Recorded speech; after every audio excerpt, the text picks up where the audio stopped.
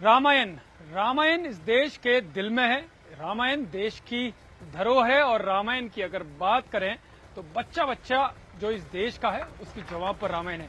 शायद ही कोई ऐसा शख्स होगा इस देश में, चाहे अमूमन वो किसी भी धर्म से हो, जिसने कभी रामायण पढ़ी ना हो, रामायण सुनी ना हो या फिर रामायण देखी ना हो। लेकिन रामायण पर ही अगर कोई, वो भी बड़े स्तर का नेता, सवाल उठा दे या गलत जानकारी दे दे तो रामायण पर महाभारत मचना लाजमी है। बात करेंगे अरविंद केजरीवाल की, जिन्होंने रामायण पर ऐसा कह दिया जिसके बाद दिल्ली विधानसभा चुनावों में रामायण पर चुनावी जंग शुरू हो गई। अगर बात करें दिल्ली विधानसभा चुनावों की तो पहले रेवड़ी, झुग्गी झोंपड़ी, फ्री योजनाएं या फिर जाट वोटर या वाल्मीकि वोटर, इन सब से आगे बढ़ती हुई ये जंग अब पहुंच गई है राम, रावण और राक्षस पर। नमस्कार, मैं हूं यतेंद्र शर्मा और आप देख रहे हैं दिल्ली विधानसभा चुनावों का सबसे बड़ा शो बोल दिल्ली बोल। बोल दिल्ली बोल में आज हम बात करेंगे राम, रावण और राक्षस की ये जंग किस तरह से शुरू हुई, आखिरकार इस जंग के मायने क्या होंगे और दिल्ली का वोटर अलग अलग विधानसभाओं से हमारे सहयोगी जावेद, प्रियंका और नीरज जुड़ेंगे। उन सबसे भी जानने की कोशिश करेंगे कि बोल दिल्ली बोल में दिल्ली का वोटर क्या कहता है। लेकिन इससे पहले मैं आपको दिखाता हूं कि किस तरह से ये राम, रावण और राक्षस की जंग शुरू हुई। एक दिन रामचंद्र जी खाने का इंतजाम करने जंगल में गए। माता सीता को अपनी झोपड़ी में छोड़ गए और लक्ष्मण को बोले कि तू सीता मैया की रक्षा करेगा। इतने में रावण आया, सोने का हिरण बनके आया कि नहीं आया? सोने का हिरण बनके आया।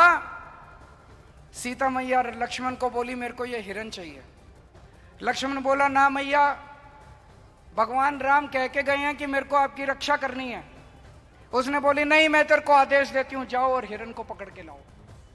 लक्ष्मण के पास चारा नहीं था, लक्ष्मण चला गया और वो रावण अपना वेश चेंज करके और सीता मैया का हरण करके ले गया। अलग अलग समाज के वोटरों पर लेटर पॉलिटिक्स करते करते अरविंद केजरीवाल ये भी भूल गए कि आखिरकार सोने का मृग कौन बना था। और ये जो उनका इतना कहना था कि रावण बना था, उसके बाद चुनावी जंग ऐसे शुरू हुई कि अब वो राक्षस तक पहुंच गई है और राक्षस पर पहुंचने के बाद बीजेपी ने जोरदार पलटवार अरविंद केजरीवाल पर किया है। मैंने ये कह दिया कि जो सोने का हिरण था वो रावण सोने का हिरण बन के आया था और सीता मैया उस सोने के हिरण के ऊपर वो हो गया। तो उन्होंने ये कह रहे हैं कि रावण नहीं बन के आया था, मरीची राक्षस बन के आया था। तो मेरी वो पूरी भारतीय जनता पार्टी आज धरने पे बैठी है मेरे घर के सामने कि मैंने रावण का अपमान क्यों किया, मैंने रावण का अपमान कैसे कर दिया। पूरी भारतीय जनता पार्टी, इनको रावण से इतना प्यार है, राक्षसी प्रवृत्ति है इन लोगों की। कुछ लोग चुनावी हिंदू होते हैं, एक्सीडेंटल हिंदू होने का काम भी करते हैं और शायद उनको ये भी नहीं पता कि सोने का हिरण बनके रावण नहीं, राक्षस मारीच आए। और शायद ये वही लोग हैं आपदा वाले जिन्होंने दिल्ली के स्कूलों की हालत खड़ी कर दी है कि क्लास 9वीं की कक्षा के। और दिल्ली चुनावों को लेकर बीजेपी ने दूसरा संकल्प पत्र भी जारी कर दिया है। संकल्प पत्र की खास बात यह है कि इसमें दिल्ली के छात्रों और ऑटो वालों पर फोकस किया गया है। बीजेपी ने वादा किया है कि अगर दिल्ली में बीजेपी की सरकार आई तो केजी से पीजी तक मुफ्त शिक्षा दी जाएगी। दिल्ली विधानसभा चुनावों को लेकर बीजेपी का दूसरा संकल्प पत्र जारी हो चुका है। इस संकल्प पत्र में सबसे पहले दिल्ली के लोगों की समस्याओं के समाधान का जिक्र किया गया है। संकल्प पत्र की दूसरी अहम बात आपके कुशासन और भ्रष्टाचार के खिलाफ जीरो टॉलरेंस की नीति और एसआईटी का गठन है। लेकिन इसके अलावा बीजेपी के संकल्प पत्र में कुछ ऐसे दांव हैं जो दिल्ली की राजनीति में गेम चेंजर साबित हो सकते हैं। बीजेपी ने अपने संकल्प पत्र में वादा किया है कि केजी से पीजी तक मुफ्त शिक्षा दी जाएगी। प्रतियोगी परीक्षाओं के लिए 15,000 रुपए दिए जाएंगे। ऑटो वालों को 10 लाख का जीवन बीमा और 5 लाख का दुर्घटना बीमा दिया जाएगा। अब हमारी कल्पना ये है कि दिल्ली में सरकारी शिक्षण संस्थानों में जो जरूरतमंद छात्र हैं उनको पीजी से लेकर केजी से लेकर पीजी तक की मुफ्त शिक्षा देंगे। केजी से पीजी तक मुफ्त शिक्षा मिलेगी दिल्ली के जरूरतमंद छात्रों को सरकारी शैक्षिक संस्थानों में। दिल्ली के युवाओं के लिए राज्य की विभिन्न प्रतियोगी परीक्षाओं की तैयारी में उनको सक्षम बनाने के लिए एक मुश्त 15,000 रुपए की वित्तीय सहायता प्रदान करेंगे ताकि वो प्रतियोगी परीक्षाओं के लिए अच्छी तैयारी कर सकें, उनके माँ बाप पर कोई बोझ ना बने, हमारे दिल्ली के युवा शानदार रिजल्ट दे सकें और परीक्षा केंद्र की यात्रा की लागत भी और आवेदन शुल्क की 2 अटेम्प्ट तक प्रतिपूर्ति हमारी भारतीय जनता पार्टी की सरकार करेगी। ऑटो और टैक्सी ड्राइवरों के लिए हम auto taxi driver welfare board बनाएंगे, कल्याणकारी बोर्ड बनाएंगे और इसका गठन करने के बाद हम 10 लाख रुपए तक का जीवन बीमा और 5 लाख रुपए तक का दुर्घटना बीमा हम अपने टैक्सी ड्राइवर और ऑटो वाले भाइयों को देंगे, उनके बच्चों को प्रदान हो। उच्च शिक्षा प्राप्त करने वाले टैक्सी ड्राइवर और ऑटो वालों के ऐसे बच्चों को स्कॉलरशिप भी दिल्ली की भारतीय जनता पार्टी की सरकार देगी। लेकिन आम आदमी पार्टी के संयोजक और दिल्ली के पूर्व सीएम को बीजेपी का ये संकल्प पत्र अखर गया है। दिल्ली में हम लोगों ने शिक्षा मुफ्त कर दी।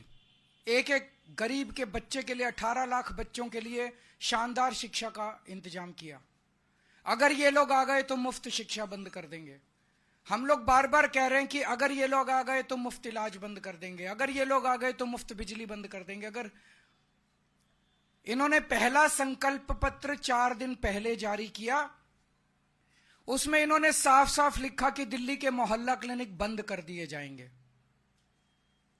तो दिल्ली के लोगों को जो फ्री इलाज मिल रहा है, वो फ्री इलाज दिल्ली के लोगों का आज जो दिल्ली के लोगों को मिल रहा है दिल्ली के मोहल्ला क्लिनिक अस्पतालों में, वो बंद कर दिया जाएगा। जाहिर है संकल्प पत्र पर छिड़ा ये सियासी संग्राम थमने वाला नहीं है, क्योंकि अभी भी बीजेपी का संकल्प पत्र पार्ट 3 बाकी है।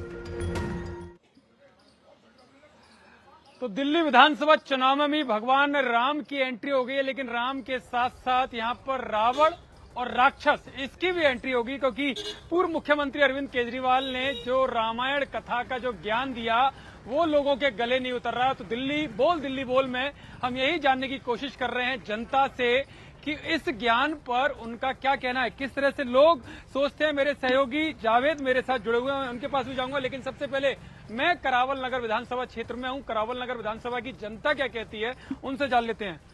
अरविंद केजरीवाल कह रहे हैं कि जो मृग सोने का जो मृग बना था वो रावण बना था। अरविंद केजरीवाल अभिमान के अंदर होकर के अभिमानी और दुष्टपना कर रहे हैं, जो हमारे हिंदू समाज के रामायण के ऊपर में छींटाकशी कर रहे हैं। इन्होंने गलत जो सवाल किया है जनता उन्हें नहीं बख्शेगी। और जो चौपाई उन्होंने कहा है, 10 मुख सकल कथा ते ही आगे, कही सहित अभिमान अभागे, हो कपट मृग तुम छलकारी, और जही विधि हरि आनो निपट नारी। यानी वो ये चौपाई है जो रावण ने मारीच से कही थी सोने का मृग बनने के लिए, ये गलत कहा उन्होंने जी, ये गलत कहा। मैं आपसे जानना चाहूंगा, अब तो राम रावण और राक्षस की बात कर रहे हैं, केजरीवाल के राक्षस है बीजेपी वाले। देखिए, सबसे पहले आपके चैनल के माध्यम से मैं ये कहना चाहता हूँ कि अरविंद केजरीवाल हमारे हिंदू सनातन धर्म को हमेशा गलत बोला है और हमारे हिंदू धर्म का अपमान किया है। अभी जब राम मंदिर बन रहा था तो उसके अरविंद केजरीवाल ने कहा था कि हमारी नानी मंदिर बनने के लिए मना करती हैं, लेकिन आज देखें कि वही अरविंद केजरीवाल बस से भर भर के राम मंदिर का दर्शन करवा रहे हैं। ऐसे अरविंद केजरीवाल को और हमारे सनातन धर्म को बदनाम करने के लिए हमारे पूरे हिंदू सनातन धर्म ऐसे अरविंद केजरीवाल को इस बार दिल्ली से उखाड़ फेंकने का काम करेंगे। चलिए, नगर विरोधी बता रहे हैं जो करावल नगर के लोग हैं। मेरे साथ मेरे सहयोगी जावेद शकूर बस्ती विधानसभा से जुड़े हुए हैं। जावेद, जो आपके पास लोग हैं उनसे जानने की कोशिश कीजिए कि रामायण का जो ज्ञान केजरीवाल ने दिया है, क्या उनको लगता है वो सही है, या जो राक्षस बता रहे हैं दूसरी पार्टी के लोगों को, वो कितना सही है। देखिए, हमारी मौजूदगी शकूर बस्ती विधानसभा में है और किस तरह से यहाँ पर भगवंत मान का थोड़ी देर में रोड शो शुरू होगा, उससे पहले यहाँ पर आप देखिए ढोल नगाड़े यहाँ पर बजाए जा रहे हैं। आम आदमी पार्टी के समर्थक है, जाहिर सी बात है। ये बताइए कि आज जो बहस चल रही है वो इस बात पर चल रही है कि अरविंद केजरीवाल ने जो रामायण की बात कही है, बीजेपी कह रही है उनको रामायण का ज्ञान नहीं है। अरविंद केजरीवाल कह रहे हैं कि बीजेपी रावण के साथ खड़ी है। बीजेपी वाले केवल रामायण का नाजायज फायदा उठाते हैं। एक्चुअली तो हनुमान जी को मानने वाले तो हमारे केजरीवाल जी हैं, और उनसे बढ़िया ज्ञान किसी को नहीं है। ऐसे ही थोड़ी बन गए वो कुछ इतना, उन जितना ज्ञान वो तो बिल्कुल सुनो, इनकी तरह दिखावटी नहीं है भगत। वो एक्चुअल भगत है बजरंग बली जी के वो, और बजरंग बली का भगत तो राम का भगत नहीं होगा। ये कहते कह रहे हैं आम आदमी पार्टी असली हनुमान भक्त है और ये गाहे बगाहे दिखता भी रहता है। अरविंद केजरीवाल खुद सीपी के हनुमान मंदिर हर जगह जाते हैं। एक बार सड़क भी दिखा दीजिए, देखिए किस तरह से यहाँ पर सड़कों को बिल्कुल बिल्कुल जावेद, सीपी के हनुमान मंदिर अरविंद केजरीवाल जाते हैं, लेकिन रामायण के ज्ञान की बात आती है तो वो कहीं ना कहीं गलत हो जाते हैं। मेरे साथ कपिल मिश्रा जी जुड़े हुए हैं। कपिल जी, पहले रावण और अब राक्षस बता रहे हैं केजरीवाल, जबकि रामायण का ज्ञान शायद गलत हो गया उनका। ज्ञान है ही नहीं ना, रामायण का ज्ञान है। देखिए क्या प्रॉब्लम क्या है कि जब आप 5 साल मस्जिद में बिताओगे और एक दिन के लिए मंदिर आओगे तो यही होगा। तो ना खुदा के हुए ना राम के हुए, सबको धोखा दिया। अरविंद केजरीवाल की ये हालत है। उनको लगा कि 5 साल में मौलानाओं को खिलाऊंगा पिलाऊंगा, पैसे दूंगा और चुनाव पे आते ही हनुमान जी के आगे सिर झुकाऊंगा। लेकिन मौलवियों को तो पैसे भी नहीं मिले। हनुमान जी की गदा चल रही है इस बार, और हनुमान जी की गदा है। ये जब मति भ्रष्ट होती है तो जिह्वा पे, वाणी पे संयम नहीं रहता, इसीलिए वाणी से इस प्रकार की अनर्थक बातें। ये विधानसभा चुनाव में भी इस गदा का असर दिखाई देगा। 100%, ठीक है, 100% भगवा लहर है, राम भक्तों की सरकार बनेगी। चलिए, कपिल मिश्रा कह रहे हैं राम भक्तों की सरकार बनेगी क्योंकि हनुमान जी की गदा चलेगी। वो जरूर केवल एक दिन के लिए हनुमान मंदिर जाते हैं, 5 साल वो मौलवियों के पास जाते हैं। फिलहाल बोल दिल्ली बोल में इतना ही, आगे भी